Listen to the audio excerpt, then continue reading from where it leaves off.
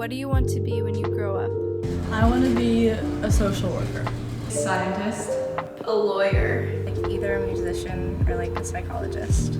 I need pediatric surgeon. I want to have a job that I love. I really love to be a director or a filmmaker or like a theater director because I really want to be in control and make art and just really be free to express myself. I think what I want to do doesn't exist yet, and I'm going to make it happen. I don't know exactly what I want to be, but definitely something where I'm surrounded by people and I can help others. I want to be a writer-director. A fashion editor? I kind of want to do something with like business management, like marketing, but I don't know. I would like to do something in the art industry. I want to be a musician or a producer or something in film. I like the arts in general. I want to be the strongest version of me that I can be, whether that means helping people or just helping myself first. Anything that I can do to contribute to the community, if I can help in any way, I've succeeded. What are we exposed to as children that makes us believe in gender stereotypes? Often as children, women or young girls are exposed to things in stores and on posters and things that kind of lead them to believe that certain things belong with certain genders or that they can only do certain things when they grow up. A lot of pink for girls and blue for boys. They had to dress a certain way. I didn't really realize that until middle school, but I had been kind of like a tomboy when I was younger. And then I got to middle school and some of the girls and the boys were saying, no, you can't do that. You can't wear certain clothes because that's what boys do. In Disney movies, like the Prince Charming. Like dolls for girls and, trucks and cars for boys. My generation, it was Barbie and G.I. Joe. I think that's evolved quite a bit though for your generation. My kids played with Legos and erector sets that I really wanted to when I was their age, so I think that's positive. In movies, there's a very big idea of a nuclear family, and in literature too, where it's how women are portrayed to be the perfect housewife or stuff like that. Media and dolls especially. I remember looking at dolls and being oh, I really want to be like her and Barbies. Who's responsible for the housework?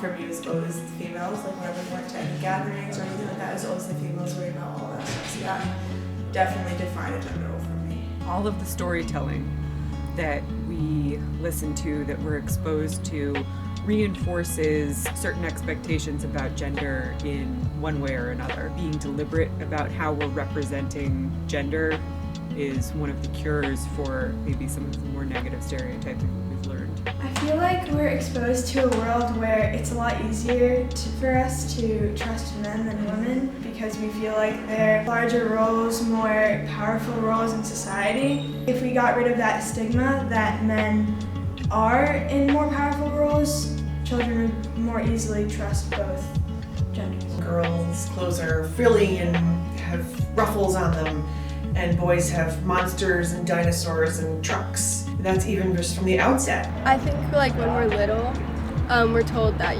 boys are stronger and faster and smarter than girls. And I guess when you hear that a lot, you kind of start to believe it.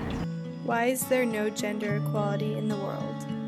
It can go back to ancient teachings, and it can go back to the way we separated ourselves when we were hunters and gatherers. I think educational opportunities put a lot of girls at a disadvantage, historically speaking, but even today around the world. Men have just always been looked up to, and it's just passed down for so many years, and then it just became a trend.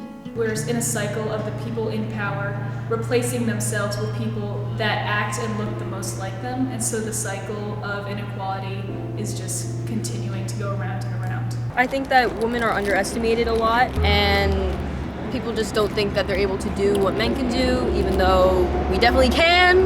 We are just as powerful. I think there are some people with very traditional beliefs, and that's just what people used to be taught, so it carries over to now, even though people are much better about recognizing that there's no reason for there not to be equality between women and men. ultimately, I think that comes down to there are people who are comfortable with there not being gender equality. It adds to the competition. I don't have a good answer to that question. I think like there should be gender equality in the world. I'm surprised that it's such a huge issue and we haven't talked about that. What makes women powerful? I think the same things that make any people powerful: strength, intelligence, drive. We're just badass. They have all this like motivation to continue what they're doing, and just to continue living life. When we can be allies with each other. We are super supportive of each other, and we have this community where we are trying to battle like gender inequality and doing it together. Doing it all together, as a big unit. The creativity, thoughtfulness, and intention they bring behind everything they execute. They think very carefully about what they're doing, and I think women tend to put a lot of thought into it because of this kind of idea that or like the knowledge that they know they will have to work harder.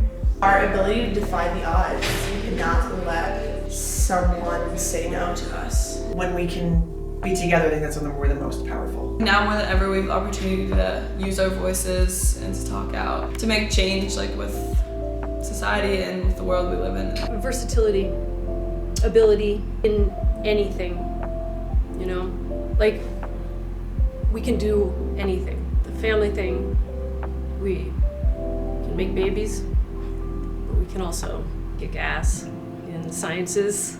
I don't think women go against stereotypes to prove them wrong. I just think that that's who we are, and that's what a woman is. A woman is strong, a woman is a believer, a woman works hard. It's not even to prove people wrong, just because that's who we are. In their beauty, in their intelligence, in their braveness. Women are powerful in uniting together. When women come together to make an impact, to do something together, to make the world a better place, that's when women are powerful. If you could say something to one woman who inspires you, what would it be? Mom. Grandma. Mom. Mom. Grandma. Thanks for always being strong for me. I admire you so much. I love you so much. Thank you for always pushing me to my limit or past it. Thank you for bringing me into this world and giving birth to me and letting me live this beautiful life and flourish and grow. I tell my cousin she's gonna have to go through a lot of challenges and troubles, and she's gonna face a lot of prejudices, but if you just keep pushing and standing up for yourself, then you're gonna get really far in the world. Elroy, you inspire me because you are so resilient and so smart, and you always brighten my day. I told my sister that she is so important in my life because she really helped me learn how to be myself and not worry about other people's opinions on me. Mom, you are the smartest and most hardworking person I know, and you inspire me every day to work for my dreams. To my daughters, Raina and Kenley, because in them I see even now a strength and an ability that will carry them so far, and nothing will break it. Why do women work or even get up in the morning when they know they are going to be treated unequally? That obstacle of someone thinking that we're not going to be treated equally or that we're not equal, that doesn't matter, because I know in my heart that I'm going to contribute something to society, and I have something that's important enough that has to be known and put out in the world regardless of obstacles. I think to prove people wrong, because if we don't get up and show people that we're capable of doing things, then how can we ever achieve full equality in the workplace? Because we have to. And as though they're seen as the weaker gender, they are way stronger and way more likely to get up before men. Women have to persist in order to get what they want. Even though we know that we're seen as the weaker gender, we know that we are not. And we have to just constantly keep going up, because in 10 years and 20 years, women will definitely be seen probably a little more equal than they are now. And as time continues to go on, we continue to, gain more acceptance in the community.